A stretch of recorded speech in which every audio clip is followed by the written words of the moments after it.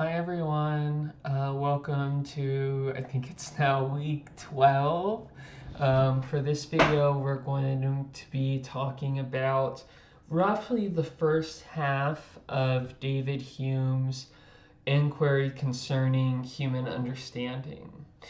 Hume is a really interesting and very fascinating philosopher for many reasons, and he's going to be the empiricist that we really buckle down and get through an entire book of his. Luckily this one is relatively short. It's only I don't know, 100 pages or something like that, roughly. So it's not too bad at all.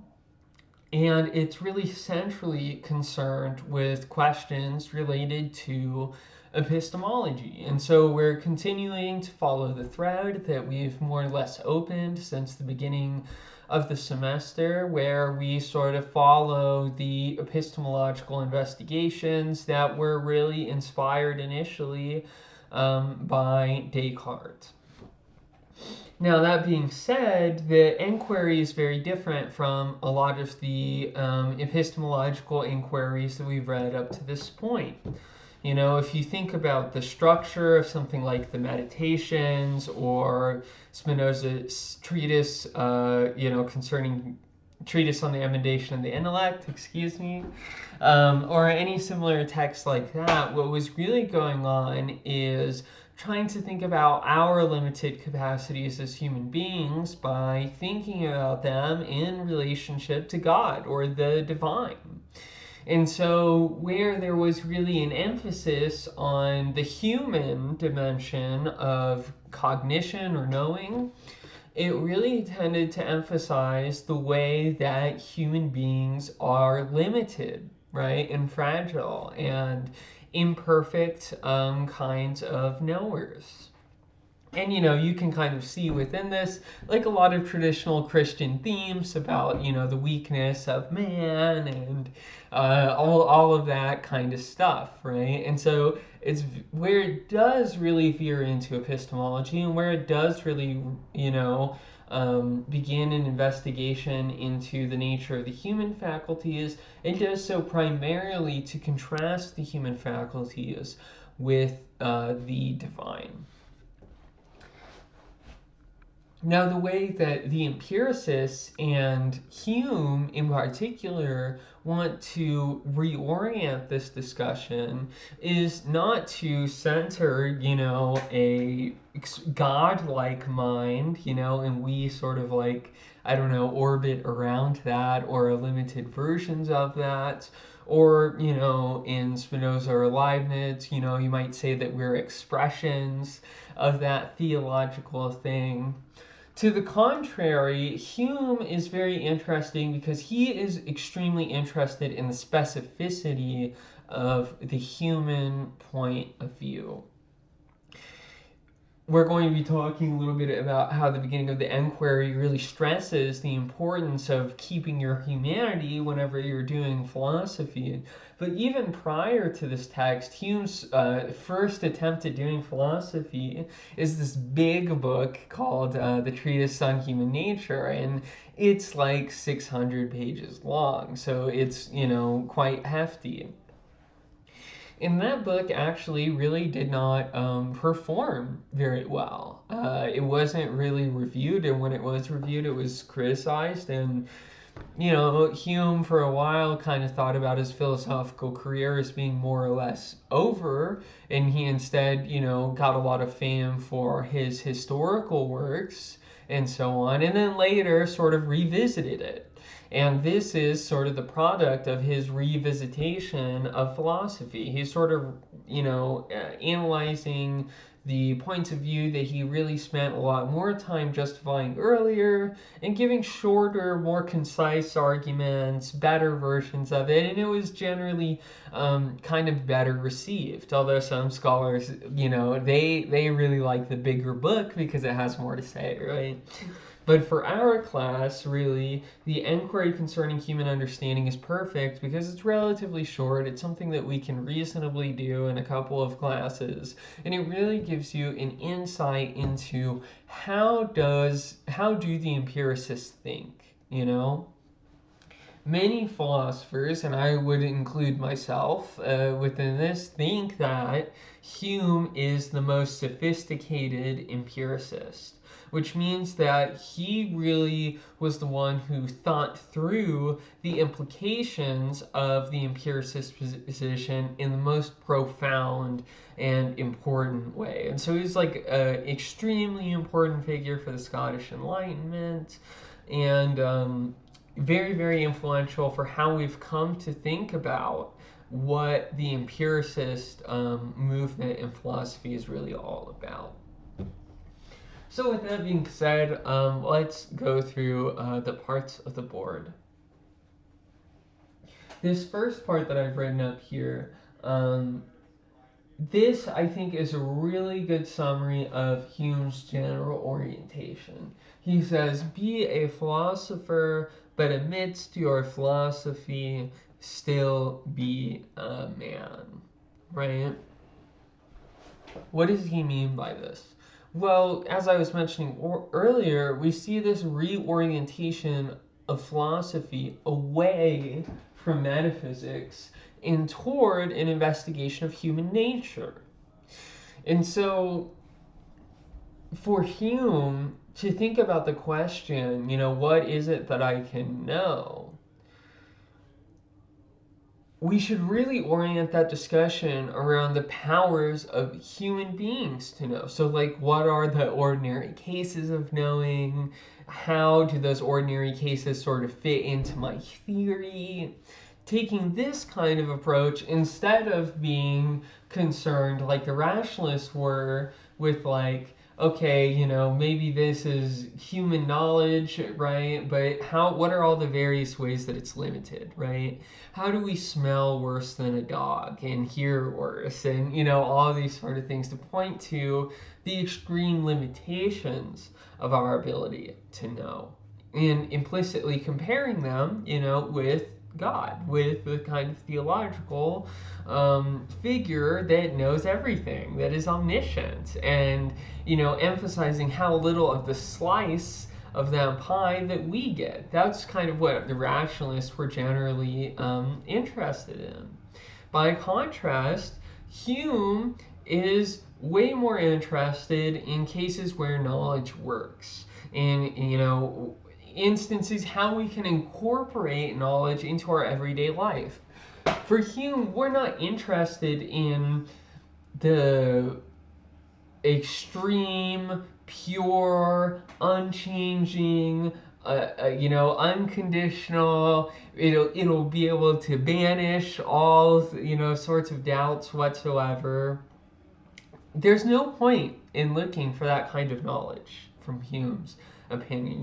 Be a philosopher, but amidst your philosophy, still be a man.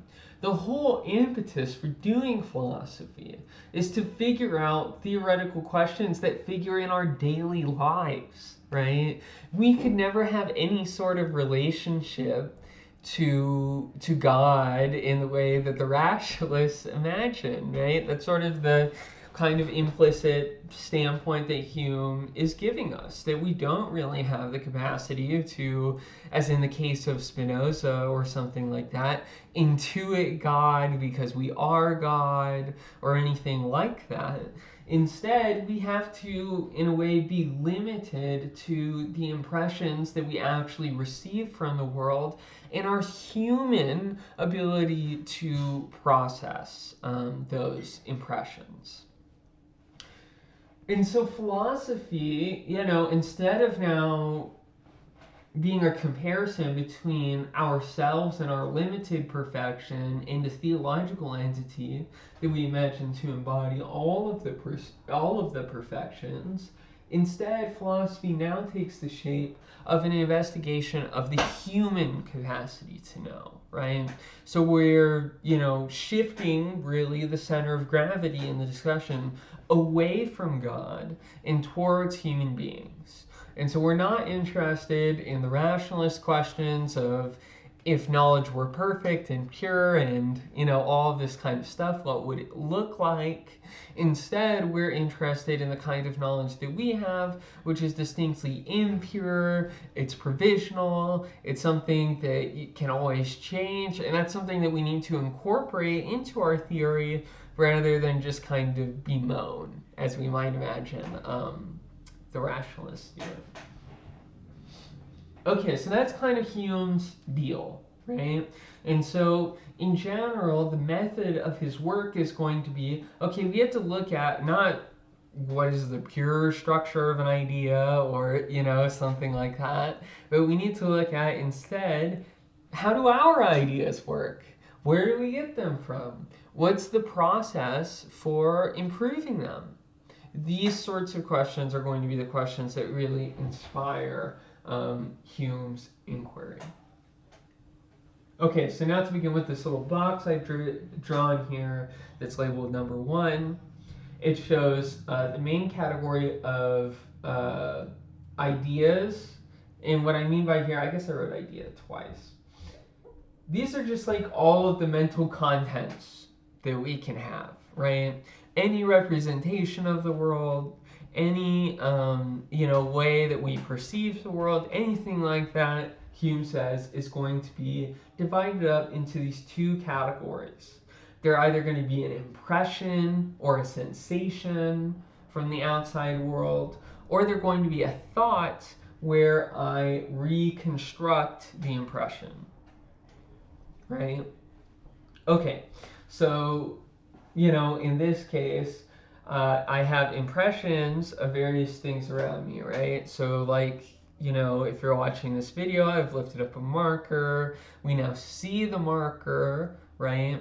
And in seeing it, there are all sorts of details that I definitely wouldn't have been able to just imagine. So like maybe the specific way that they write out expo, right? That surprises me all the time. There's so much detail incorporated into that I can't like just imagine in my head, right? So now you can take away the marker, right? Don't look at them. And you can try to imagine them in your thoughts now, right?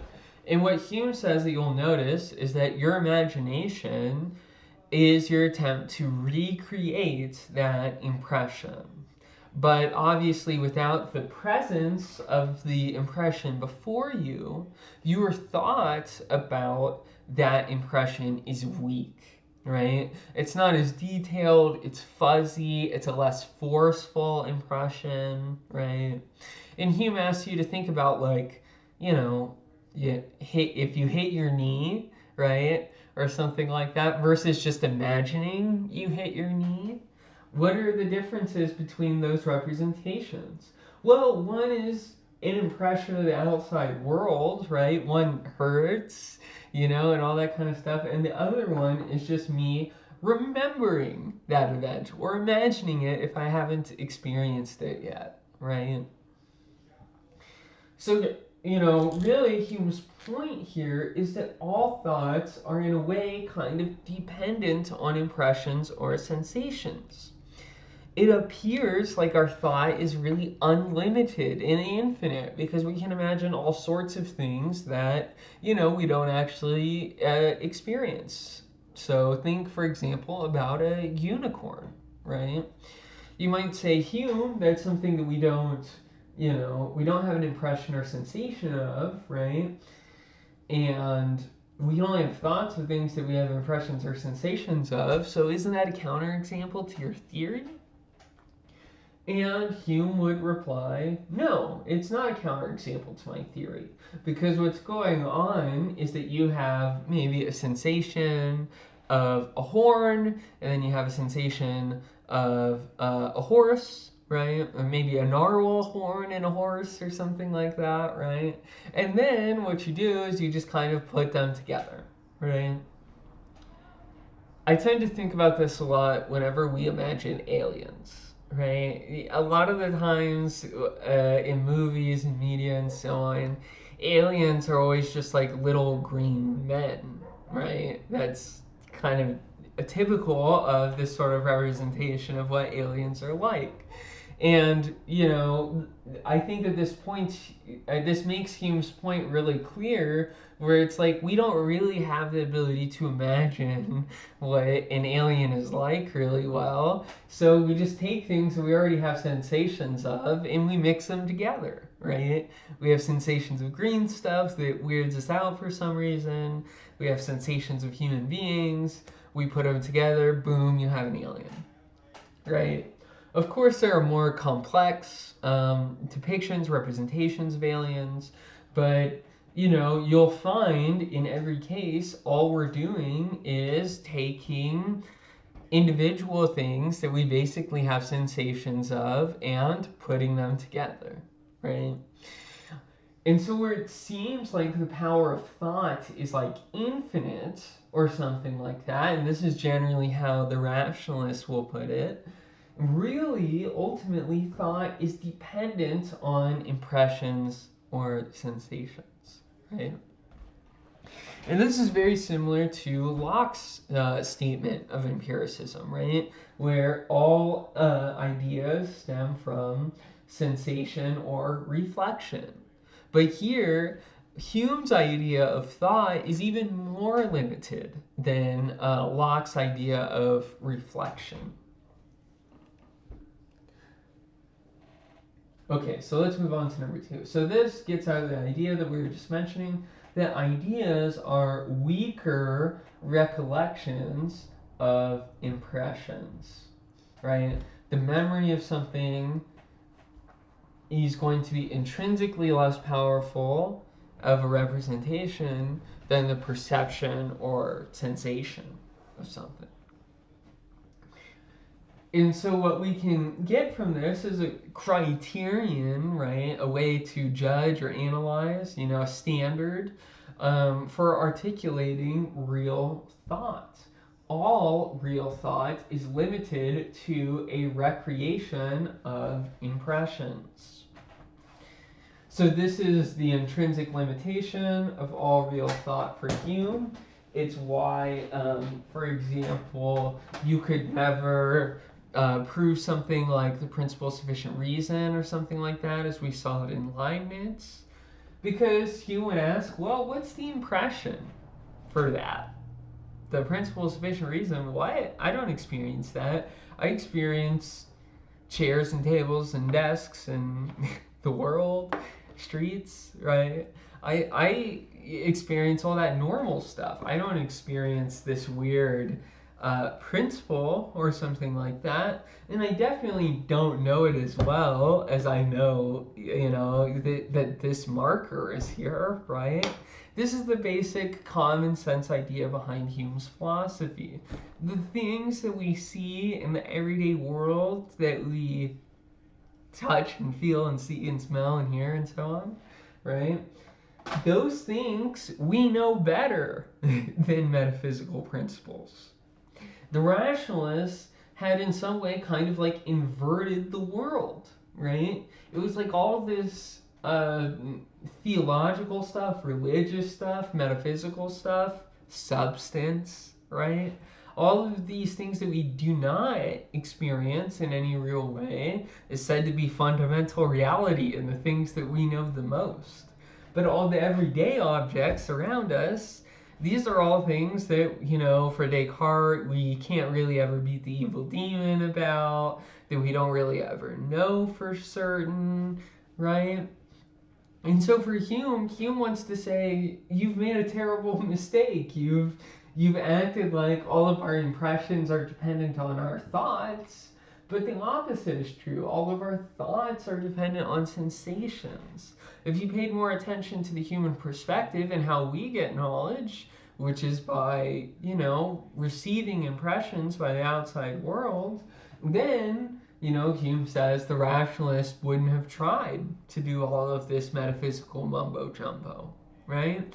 Instead, what we should really limit ourselves to is to real thoughts. So, like, how do we get impressions and thoughts, and what are their relationships? And so Hume's Enquiry is fundamentally more descriptive, right? He's interested in describing what we actually do, not providing a obtuse metaphysical argument or something like that for some principle that most people don't know about, right? Okay, let's move on to number 3 here. So, in keeping with what Hume was saying earlier, right? We need to limit ourselves to a description of our human capacities. So, Hume's going to say, how are our impressions ordered, right? And ultimately, Hume comes to 3 different types of orders, right? So we can say 2 things in our impressions resemble one another, right? Perfect example, these 2 expo markers, they resemble one another perfectly, right? Or almost perfectly. They're at the same shape, they're the same size, all of that kind of stuff. They have the same surface area, they have a cap, all that kind of stuff, right? And they differ only in one quality, namely their color, right? And so the impression that you have of this marker resembles the impression that you have of this marker, and then you can note that resemblance. You can be like, oh, I saw 2 markers, right? Similarly, you could latch onto something totally different. You could be like, these 2 markers are totally different. They don't resemble one another in terms of color, but these 2 markers get much closer to resembling one another in terms of color, right? And so that's resemblance. You just take some quality of your thing and you compare it to other stuff. This is what we do on an everyday basis all the time, right? No problem. So, in a way, it's easy for us to understand how our thoughts are rooted in sensations here, right? Number 2, or as I've written here, B, contiguity. This just means stuff is next to each other, right? To be contiguous is just to be right next to another thing, right? And so 2 things can be totally unlike one another. They can maybe not resemble one another in any significant sense, maybe stapler and marker, but they can be right next to each other, right?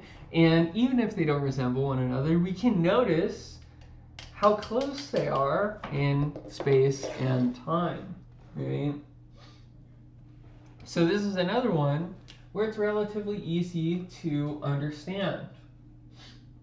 Now, the hard one, the one that Hume is going to raise a lot of problems with, and really the core of his analysis is to be like, what the hell is this?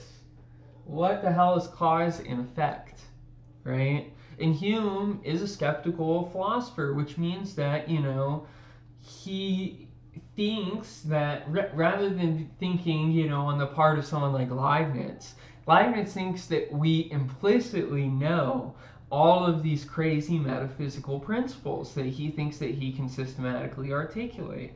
And so Leibniz is kind of always on the side of saying, oh, you know more than you think you do, right? By contrast, Hume always says something to the effect of, you know way less than you think you do, right?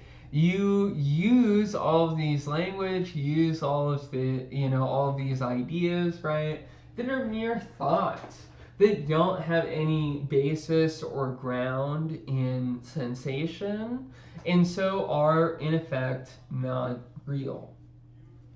And Hume goes so far that he says, if you are an empiricist, you cannot believe in an objective relationship between cause and effect.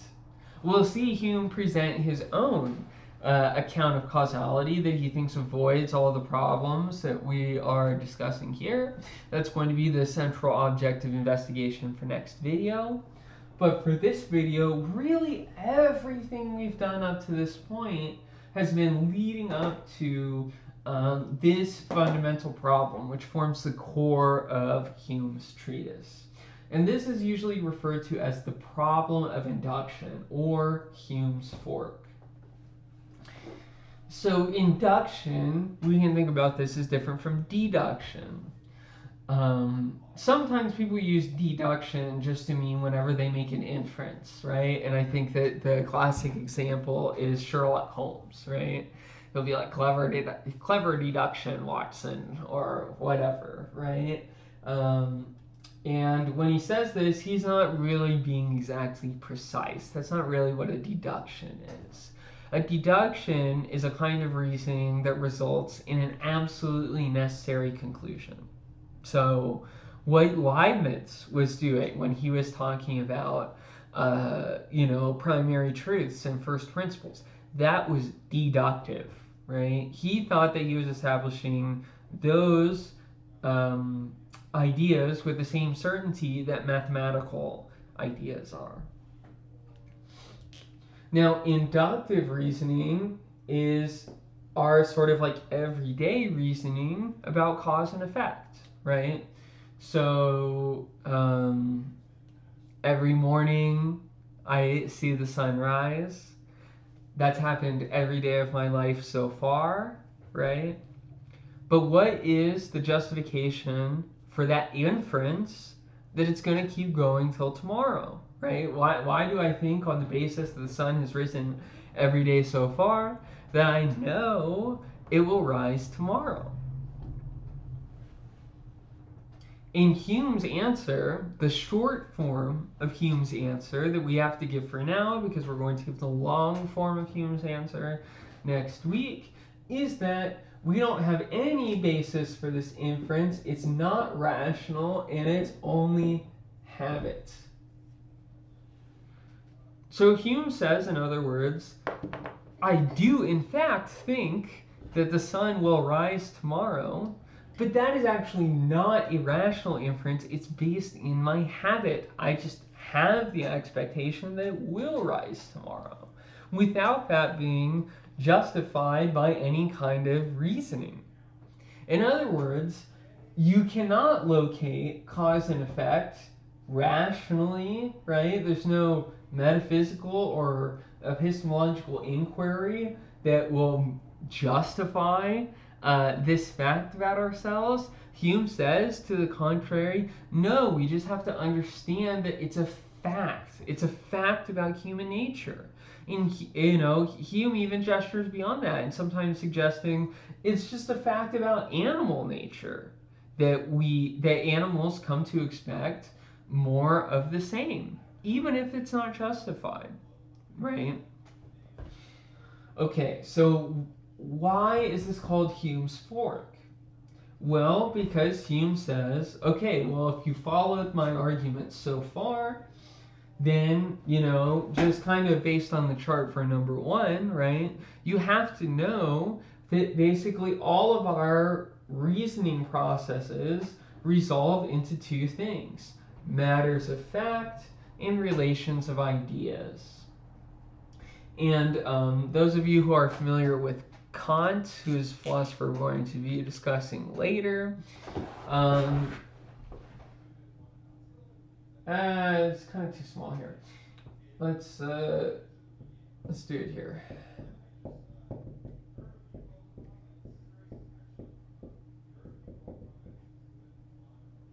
It's a little messy. Okay. You might have also heard of this distinction as being the distinction between analytic truths that correspond to relations of ideas, or synthetic truths, which correspond to matters of fact. Now, the reason why this is appropriate is because think about what analysis is versus synthesis is. So to analyze something is to break it apart, right? And so for Hume, relations of ideas relate to thoughts, right? And all thoughts can do is bring together parts of impressions, right? And so all of the truths that we think are these like pure rational truths are us just dissecting our thoughts. They can't give us anything new, right? Hume's examples are, you can't like tell someone who's blind about what color is like, right? Your thought in this case is limited to your sensation, right? So ideas don't ever amplify our knowledge. They don't ever give us new stuff, right? All we can do is break apart what we already have. And so Hume is super skeptical about this. He's like, okay, yeah, all the stuff that the rationalists were doing, you're just comparing thoughts to each other. But you're not asking, is that a real thought or anything like that? And so when we talk about cause and effect relationships, we can't just be talking about relations of ideas. Why? Because effects are distinct from their cause, right? You can't analyze a cause and then discover its effect, right? There's nothing, I can break it down as much as I want. Nothing about fire is in the kindling, right? The kindling's ability to produce fire is not just contained within it, right? You can't just like break down concepts further and further and further until you find the causal force or something like that. And that's really how Leibniz a lot of the time thought about it. And so causal ideas, where you say that there's a necessary relationship, right? This can't just be an analytic process. It can't just be something where you're dividing ideas up further and further, because that would violate Hume's empiricism, right? It would treat thoughts as if they were independent of sensations or something like that, right? But on the other side, there just isn't a matter of fact at the issue. So like, in the case where I'm talking about my confidence that the sun will rise tomorrow, I don't have an impression of the sun rising tomorrow, right? I'm making an inference. I'm assuming it's going to happen. I could say it didn't happen, right? It would be perfectly consistent for me to have all of the experiences I've had up to this point where the sun has risen each and every day, right? And I can still nonetheless think, okay, it's not going to rise tomorrow, right? The sun is going to, I don't know, fall into a black hole or, something wild like that. I can very easily think that. That's not a contradiction, right? It's perfectly possible that I've experienced the sun rising every day to this point and that it doesn't rise tomorrow. So what is the basis for my certainty that it will rise tomorrow? Right?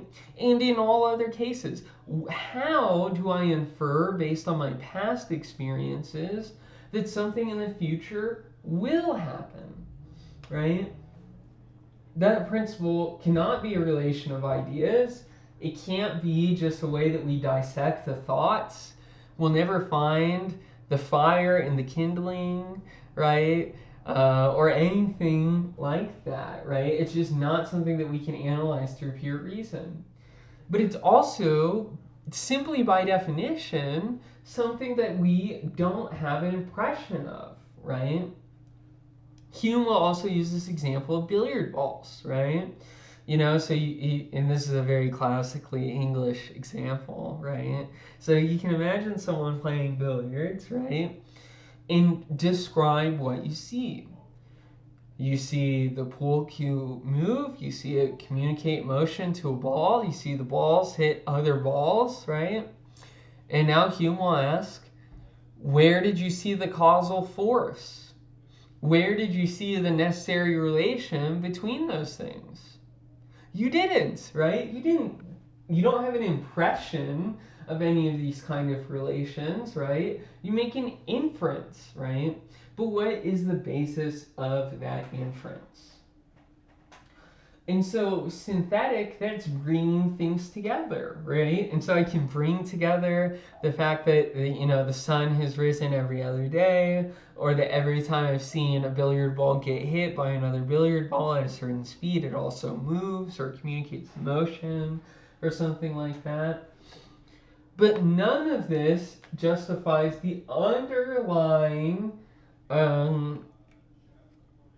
principle that justifies my knowledge, which is the the future will resemble the past. That cannot be justified by a matter of fact, right? And it cannot be justified by a relation of ideas. So Hume's skeptical conclusion is that it is not a product of human reason at all. It's a product of habits. And this is, he says, the fundamental problem of modern philosophy, is that we tend to think that these things that are animalistic and habitual and related to our impulses, we trick ourselves into thinking that they're rational processes, but really they are not. So that's Hume's skeptical philosophy. We'll go over, we've gone over mostly the problem part of it. We'll go over more of the solution aspect of Hume's approach to this problem and finish out the book in the video for next week. So thanks so much as always. I hope you have a great week. Bye.